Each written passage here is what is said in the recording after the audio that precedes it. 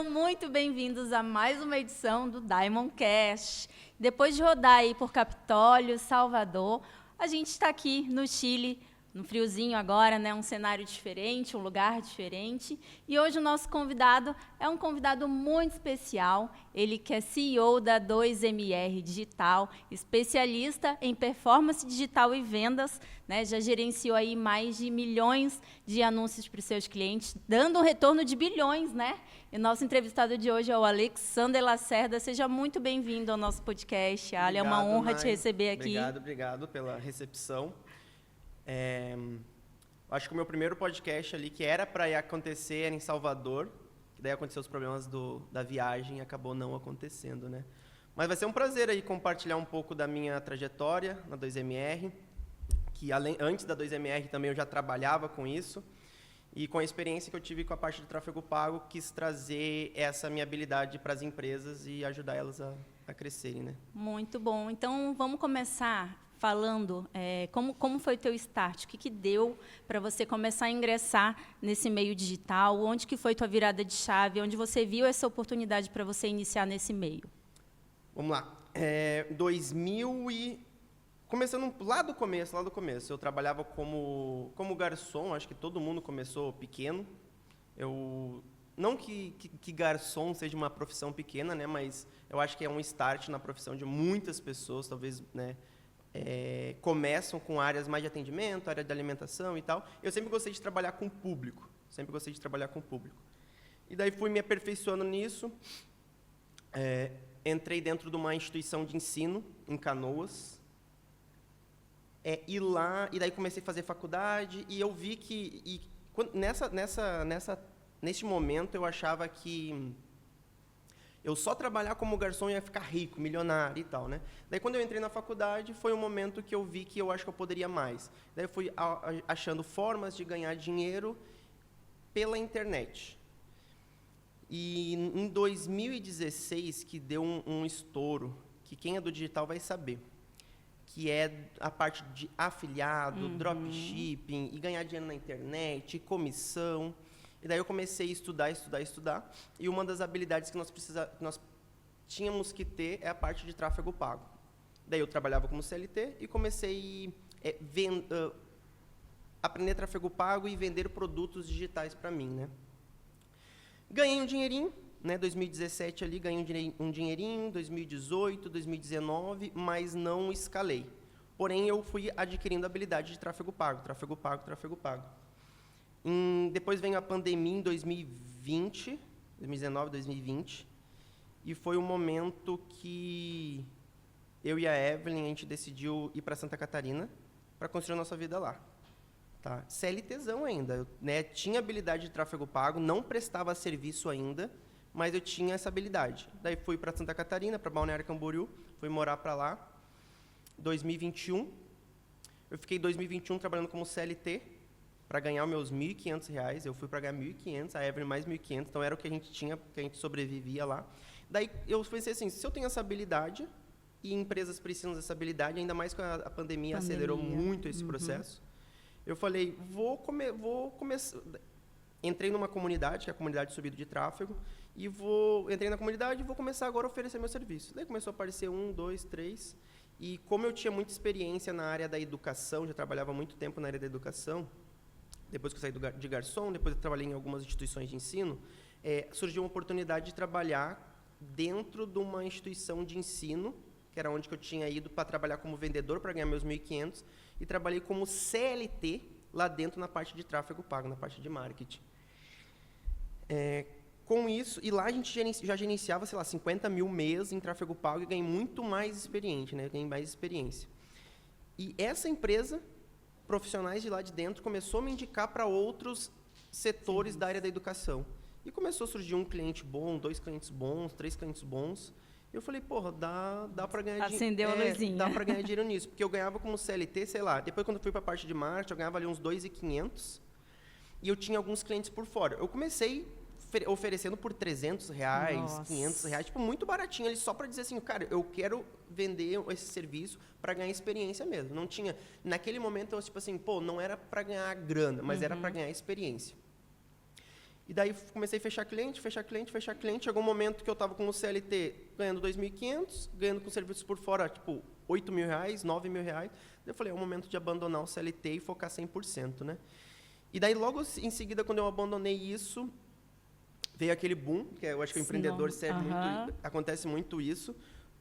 Pedi demissão, no mês seguinte caiu tipo para R$4.000. Tipo assim, eu falei, caralho, fodeu, porque eu perdi alguns clientes, né? Mas depois, como a dedicação era daí 100%, eu não tinha mais o CLT, acabei que voltou para os 8.000, depois 10, depois 15.000, depois só foi.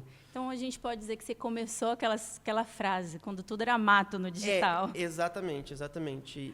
Essa parte de gestor de tráfego, a profissão gestor de tráfego, ela começou muito ali em 2020, 2021.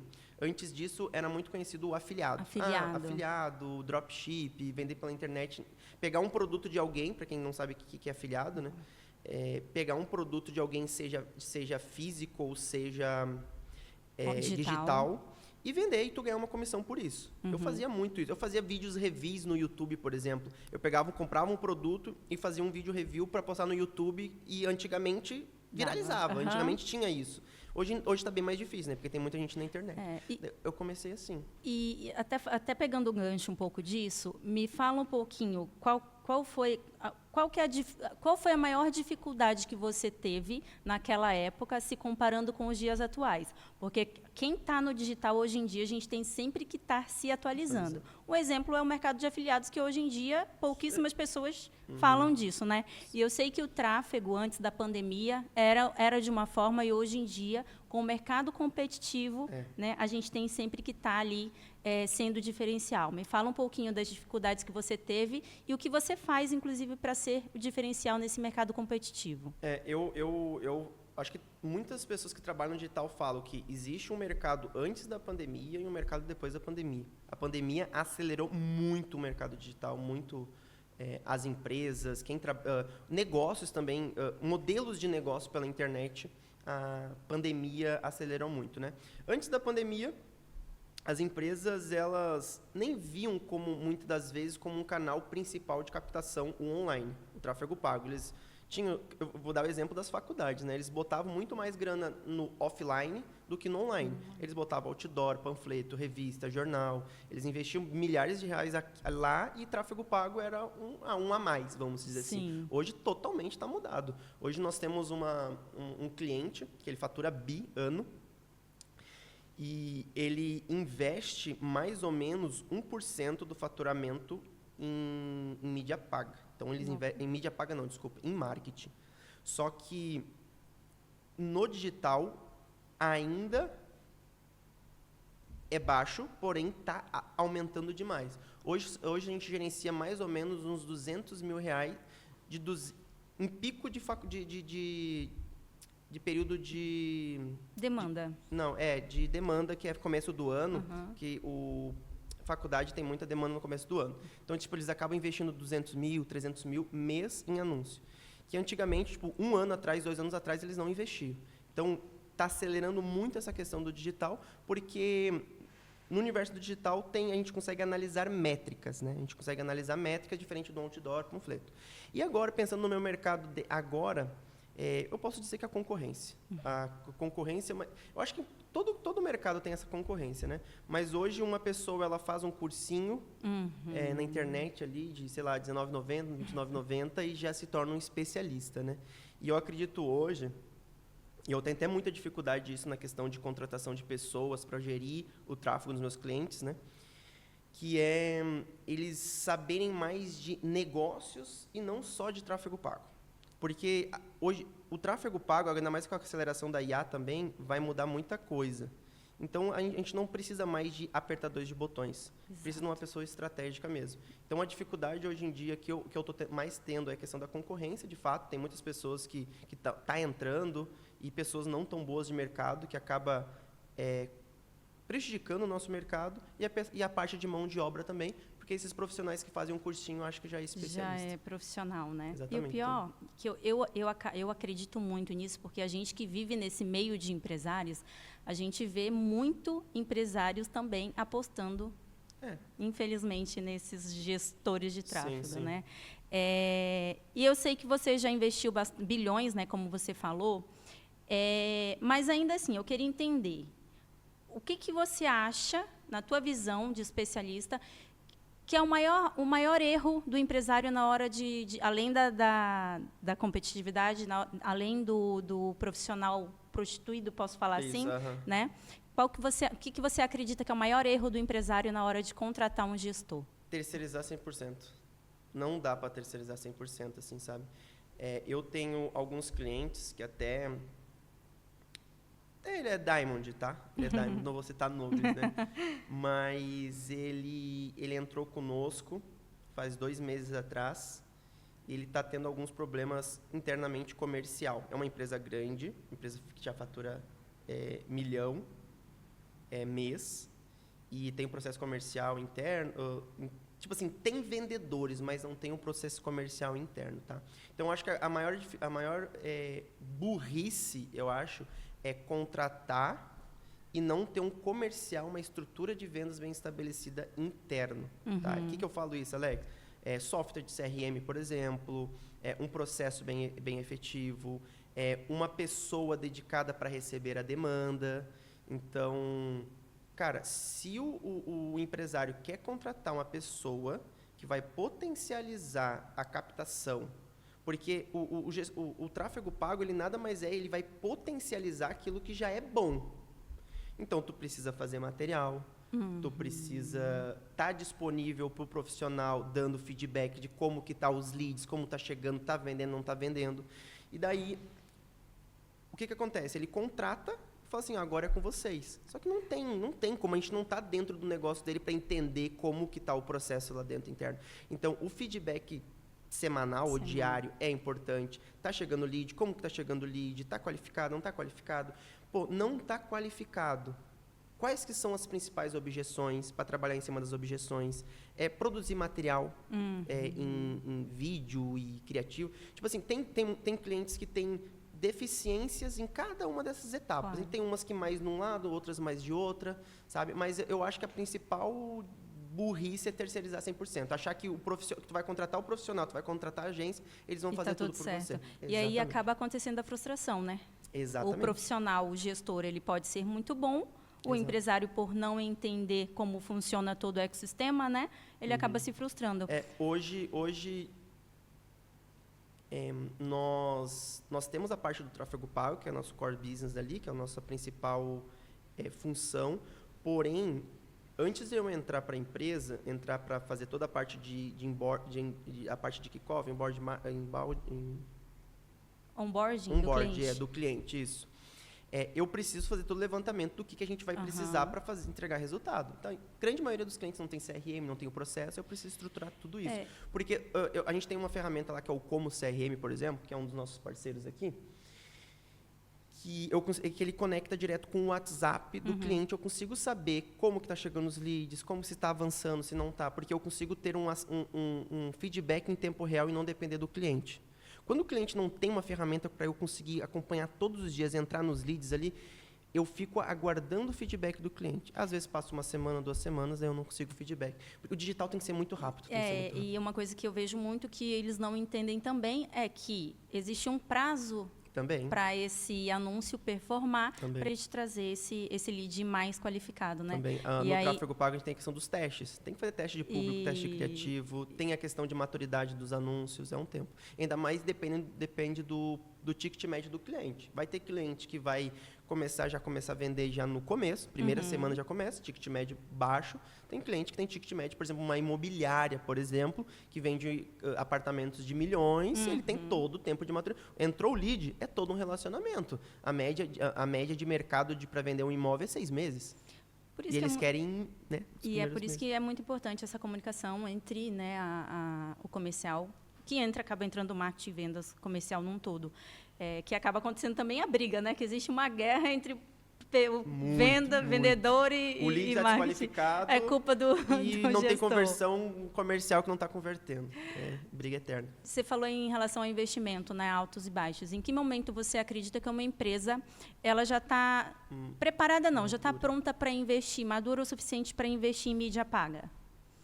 Vamos falar aí um nicho, sei lá, um nicho comum, né? Varejo, venda roupa, por exemplo, que a gente, inclusive, teve uma reunião essa semana com uma Sim. cliente sua. Assim, eu gosto de falar que o cliente ele tem que estar... o cliente não, né? O empresário ele tem que estar confortável para pegar aquele valor e investir sem aquele valor. Tipo assim, se não tiver resultado. Expectativa de retorno imediato. Exatamente. Não tem que ter, pelo menos ali, os 3, 6 primeiros meses. Porque se o cliente entra já pensando assim, pô, eu vou investir isso aqui, eu já preciso ter resultado, porque senão eu tenho dívida para pagar, eu tenho isso, eu tenho que funcionar. Esquece.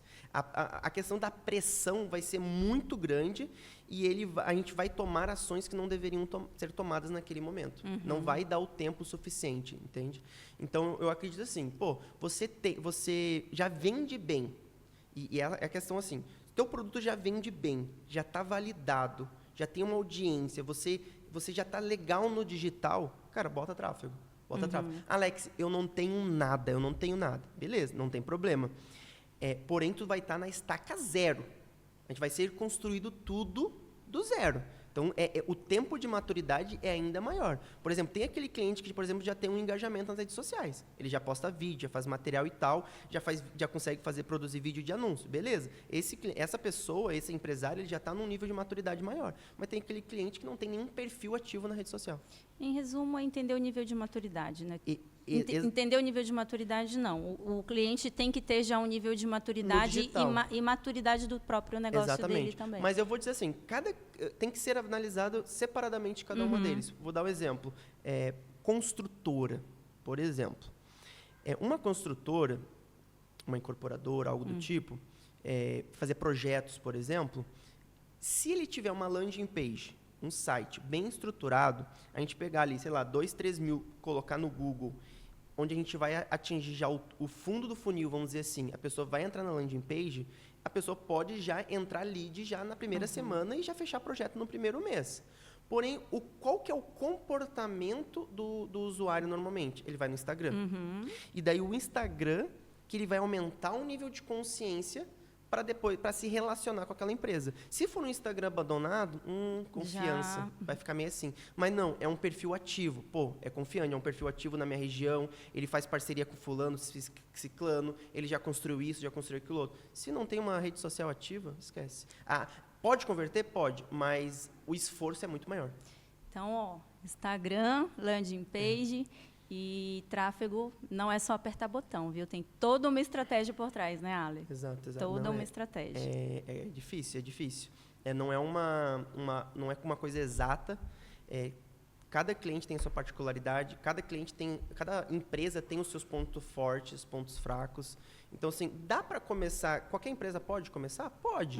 Mas eu acho que alinhamento de expectativa... Perfeito. Tem que ser feito, independente do profissional que o empresário for contratar, tem que ser feito o alinhamento de expectativa. Por exemplo, a gente está com o kickoff acontecendo essa semana e tal, e o cliente falou assim, Alex, ele fatura, sei lá, 150 mil, eu quero faturar 3 vezes mais até o final do ano, investindo R$ 1.500. Não. Daí a primeira pergunta que eu faço quando a gente fazer uma projeção é entender quanto que tu faturou ano passado? Como que está a tua média de crescimento ano? Tu quer investir isso e triplicar o faturamento? Ticket médio do produto vendido. É varejo, é varejo. Então, assim, tem que vender muito para fazer isso. Então, o que a gente vai fazer? Nós vamos pegar o investimento dele e ele nunca investiu em tráfego. Então, é pior ainda. Pior ainda, que até levar o nível de consciência dele. Exato. Então, a gente tem que fazer todo um planejamento para dizer, se tu investir isso... Vai ter X pessoas entrando no teu estabelecimento, entrando no teu WhatsApp. Dessas pessoas, tu precisa ter uma taxa de conversão de X, que a gente também precisa entender qual que é a taxa de conversão dos teus vendedores, para daí sim a gente ter uma previsibilidade de vendas, de faturamento. E outra coisa, que é extremamente importante para os empresários saberem, retenção de cliente. Grande maioria das empresas aí é obrigado a ter retenção, porque senão não vai crescer. Não vai crescer. É que nem o meu negócio. Se todos os meses eu perder cliente e botar cliente para dentro e também perder, cara, a minha linha de crescimento vai ser mínima, vai ser muito baixa. Então, eu quero crescer rápido, boto o cliente para dentro e retenho o cliente. Mantém o cliente. Mantém É o muito cliente. mais fácil vender para um cliente que Isso. já está em casa do que trazer um Exatamente, novo. porque senão a gente sempre vai ficar procurando novos leads, Exato. novas oportunidades, novas oportunidades. Tá, mas e o que a gente já tem na casa? Não dá para aproveitar? A gente falou um pouco sobre esse mercado prostituído, né? Lá no início da nossa conversa. Me fala o que você acredita, né? O que você falaria para alguém que está ingressando agora nessa área, né? Qual seria a tua dica? Como você compara assim, como você começou lá no início? Sim, aprenda negócios, aprenda processos, aprenda pessoas, aprenda vendas, não aprenda a apertar botão, porque é muito fácil você pegar uma semana inteira, entrar dentro do gerenciador e aprender. Exato. É fácil subir campanha. Tu vai seguindo o passo a passo, ele tem um passo a passo, sobe campanha. Mas em questão de qual que é a estratégia que a gente vai fazer, qual que é o criativo que nós vamos mostrar, aprender sobre copy. Extremamente importante aprender sobre copy, porque a gente precisa entender o comportamento do usuário.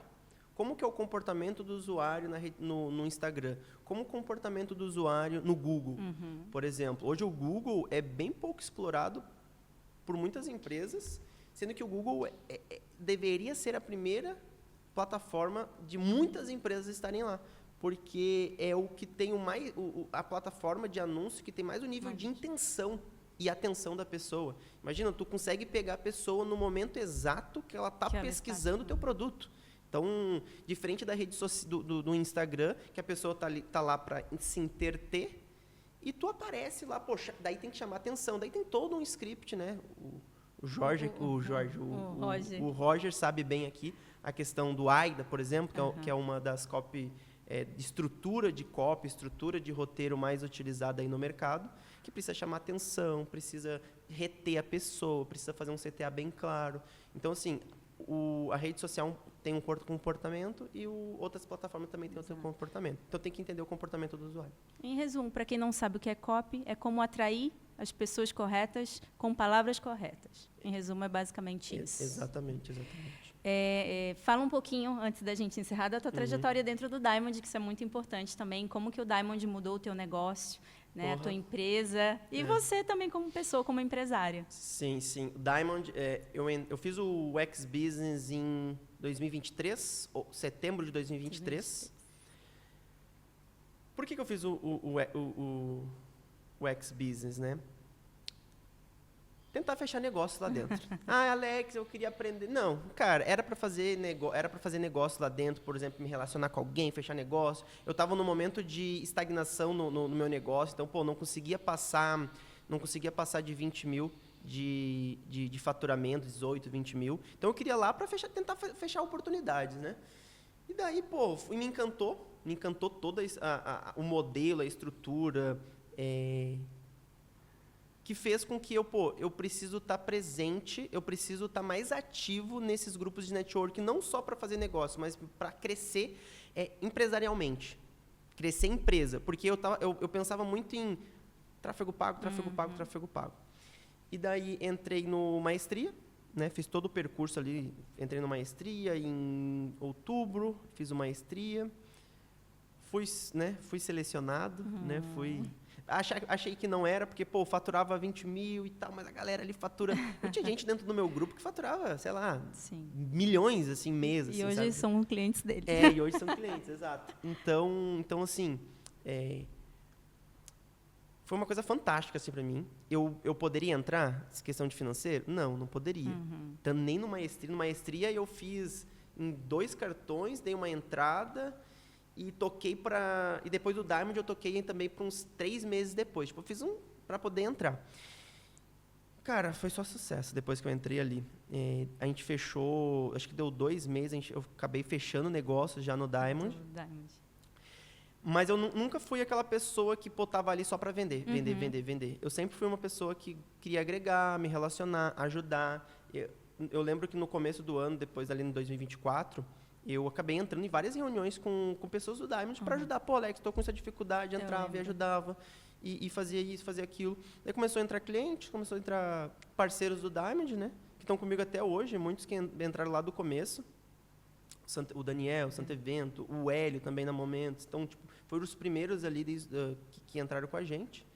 Hoje eu, sei lá, acredito que só nesse negócio, só nessa parceria Diamond, dentro do grupo, devo ter faturado acho que uns 300 mil, tranquilo, dentro deste 1 ano. E depois surgiu a oportunidade de o Jorge entrar dentro do ecossistema, né? Da 2MR entrar dentro do ecossistema do Jorge, grupo, do grupo, e o Jorge entrar dentro da 2MR como um sócio, como conselheiro, para nos ajudar a alavancar ainda mais, né? E, cara, está sendo um sucesso. Tipo, a gente está indo em vários eventos, se relacionando. A questão do modelo de negócio, de processos e pessoas dentro da empresa também mudou demais. Hoje, quando eu entrei no Diamond, lá no começo, eu estava com 3 pessoas na equipe, agora a gente está com 14 pessoas na equipe. E questão de 1 ano. Né? Hoje a gente começou faturando, nós estávamos faturando 20 mil, em torno de 20 mil. Hoje a gente está chegando a 110, questão de 1 ano. A meta é faturar esse ano 1.250.000. E assim, só crescer. Acho que é só o começo, né? Eu acredito que ano passado, sim, que eu comecei a construir um negócio. Sim. Os outros 3 anos eu estava brincando. Em teste, né? Em teste, estava brincando e tal. Agora, ano passado, sim. Ano passado, agora a gente está montando um negócio de verdade. Muito bom, Ali. Foi uma honra te ouvir. Mas antes de encerrar, deixa uma palavrinha aí pra gente, tuas redes sociais, como a gente pode conhecer um pouco mais do teu trabalho, a 2MR. Vamos lá. O meu Instagram pessoal, ele é mais ativo, o meu Instagram pessoal é Alexander Lacerda. Se botar Alexander Lacerda lá, acho que vai aparecer quase só eu. E o Instagram da agência é 2MR Digital, também vai encontrar a gente lá. Muito bom, muito obrigada pela tua participação. Foi um prazer te entrevistar. E até a próxima. E a gente se vê no próximo episódio do Diamondcast.